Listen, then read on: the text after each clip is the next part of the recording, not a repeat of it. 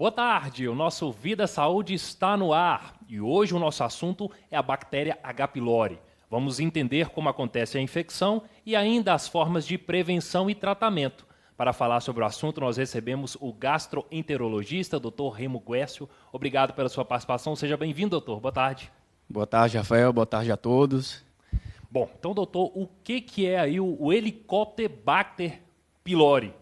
Falei certo ou me confundi? Nome difícil, né, Esse Rafael? nome é muito difícil. Então, o Helicobacter pylori é uma bactéria, um patógeno humano. Essa bactéria ela tem forma de espiral e ela tem a capacidade de colonizar e causar infecção no nosso estômago.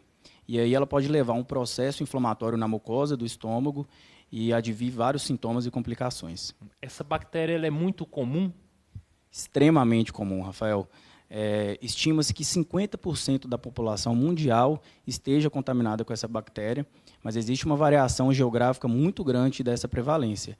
De modo que países subdesenvolvidos, países em desenvolvimento, essa prevalência pode ser muito maior. No Brasil, por exemplo, a infecção do Helicobacter pylori gira em torno de 70%. Essa infecção ela tem uma relação estreita com o grau de estrutura sanitária de cada país. Agora, como que acontece a infecção pela bactéria? Então, Rafa, a gente tem algumas formas de infecção. A gente chama de transmissão oral-oral, fecal-oral ou oral-gástrica. Então, o indivíduo, quando ele tem a infecção, a bactéria no seu estômago, ele pode eliminar essa bactéria nas fezes e essas bactérias elas podem contaminar alguns alimentos e água. Então, a contaminação se dá através da ingestão de alimentos crus, mal lavados, mal higienizados, principalmente vegetais, frutas, algumas hortaliças, alguns legumes crus, água que não seja mineral, água que não seja tratada, e também pelo contato interpessoal, principalmente pela saliva. Agora, existe uma idade que a infecção pela bactéria seja mais frequente, doutor? Existe sim. A infecção é muito mais comum na infância e a justificativa para isso é porque o contato interpessoal nas crianças é muito maior. Agora, quais são os sintomas da infecção do H. pylori? A bactéria, o nosso estômago, na verdade, ele tem um ambiente extremamente ácido. O pH do estômago gira em torno de 1, 1,5. E a bactéria ela consegue causar infecção em meio a esse ambiente ácido. Ela sobrevive nesse ambiente ácido. E aí, uma vez ela instalada na mucosa do estômago, a bactéria consegue produzir algumas substâncias extremamente nocivas para a mucosa do estômago, levando a um processo inflamatório e as famosas gastrites, úlceras e até o câncer de estômago. Então, assim, até 50% dos pacientes são completamente assintomáticos.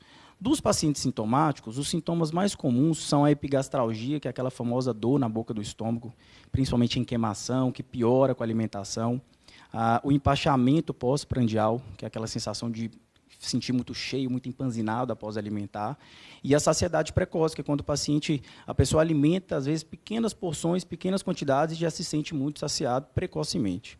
Você citou a questão da gastrite, algumas pessoas falam, H. pylori é uma gastrite, tem alguma relação? Como é que seria isso? Existe.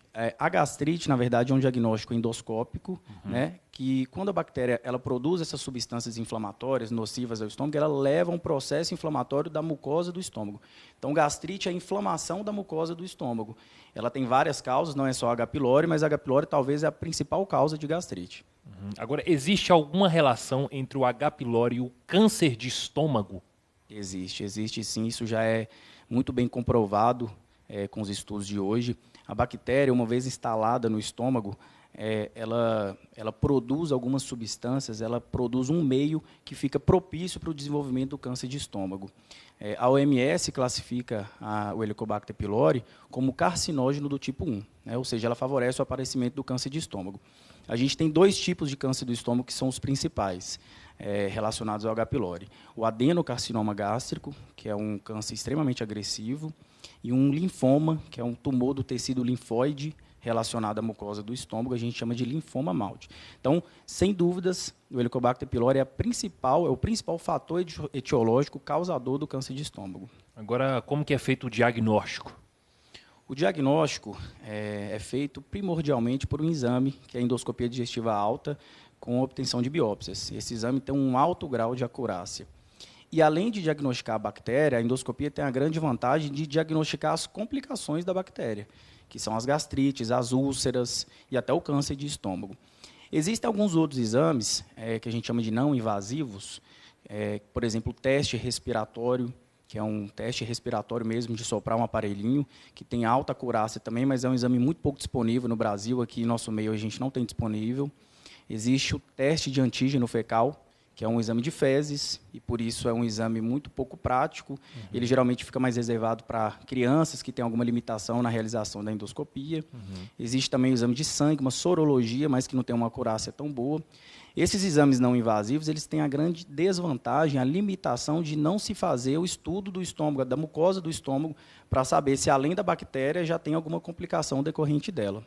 Ok, daqui a pouco a gente tira mais dúvidas sobre o H. pylori, mas antes vamos para um recadinho.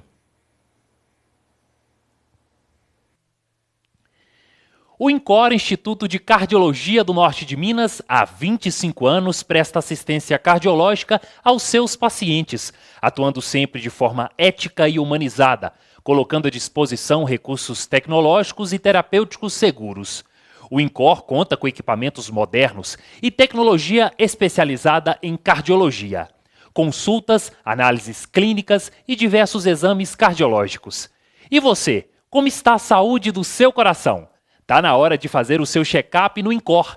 Agende agora mesmo pelo WhatsApp 38 98416 9390 ou ligue 38 3222 9932. INCOR, a saúde do seu coração em boas mãos.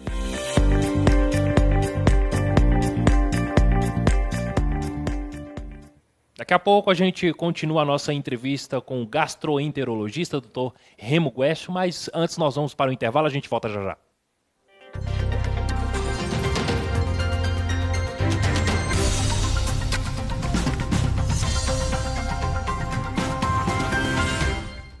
Já estamos de volta com o nosso programa Vida Saúde, aqui na tela da Rede Mais Record TV, hoje recebendo aqui o Dr. Remo Guesso, gastroenterologista. Estamos falando aí sobre a bactéria Helicobacter pylori. Doutor, mesmo os pacientes aí que são assintomáticos, eles precisam de tratamento, né? Precisam, Rafael. O tratamento da bactéria H. pylori é sempre obrigatório, é mandatório realizar esse tratamento, mesmo em quem não tem nenhum sintoma. Às vezes o paciente realizou endoscopia por um outro motivo e descobriu que tem H. pylori.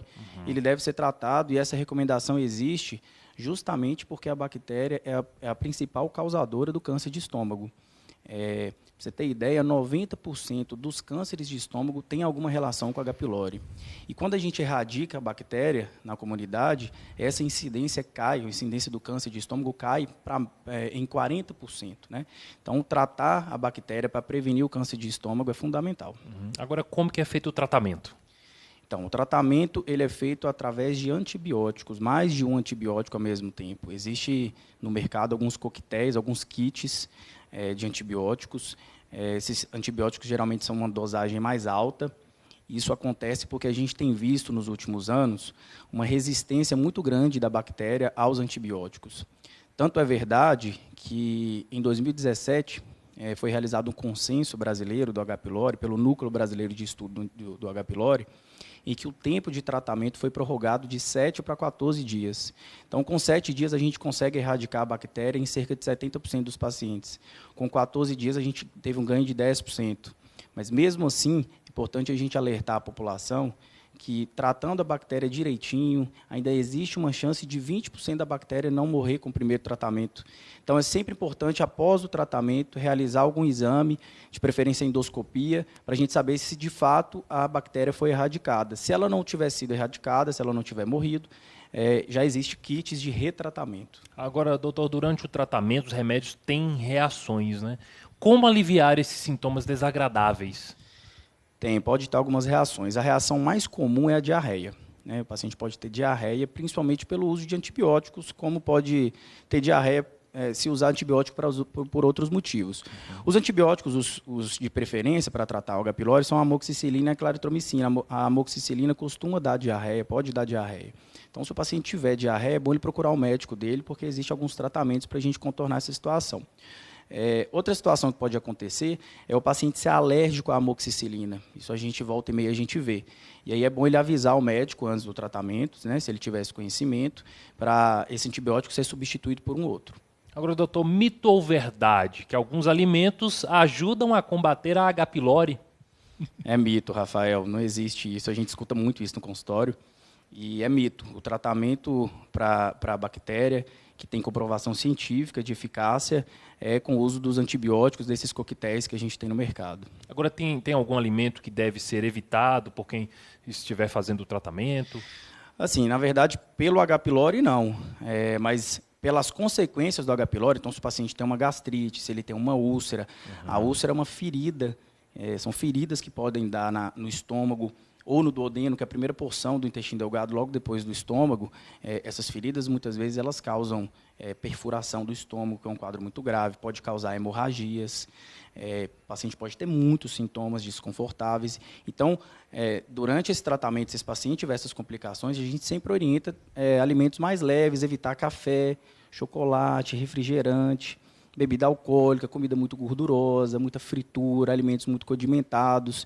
Isso ajuda muito a aliviar os sintomas do paciente também. Doutor, o senhor falou da relação, né, da bactéria com a questão da higiene, fossas sépticas, pessoas que moram próximas a esgoto, podem ter aí um risco maior de ter esta bactéria, de ter acesso a esse problema? A prevalência da bactéria está intimamente ligado com o grau de higiene pessoal e de estrutura sanitária do país ou da região onde a pessoa vive. Então, assim, para se prevenir da bactéria é muito importante medidas de higiene pessoal e interpessoal. É importante o paciente sempre lavar bem as mãos, principalmente depois de usar o banheiro ou antes de se alimentar, né, de fazer alguma refeição, evitar de compartilhar copos, talheres, lavar muito bem os alimentos, principalmente os alimentos crus. Então, assim, verduras, frutas, hortaliças, alguns legumes que a gente ingere crus, a gente deve sempre lavar muito bem eles, de preferência com água filtrada, e depois colocar esse alimento num recipiente mergulhado numa água filtrada e pingar algumas gotinhas de água sanitária e deixar ali por cerca de 1 hora e meia. É assim que a gente consegue matar a bactéria. Depois a gente enxágua de novo com água filtrada e aí a bactéria não tem risco da infecção. Outra maneira é ingerir sempre água mineral. As pessoas costumam ingerir sempre água de lagoa, de bebedouro, enfim. A água também pode ser uma fonte de contaminação.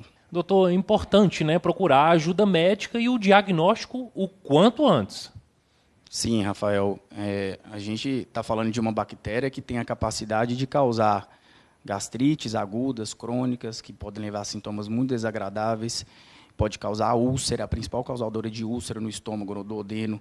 E como a gente falou, pode dar perfuração do estômago, que é um quadro muito grave, hemorragias, que também é muito sério, e principalmente o câncer de estômago.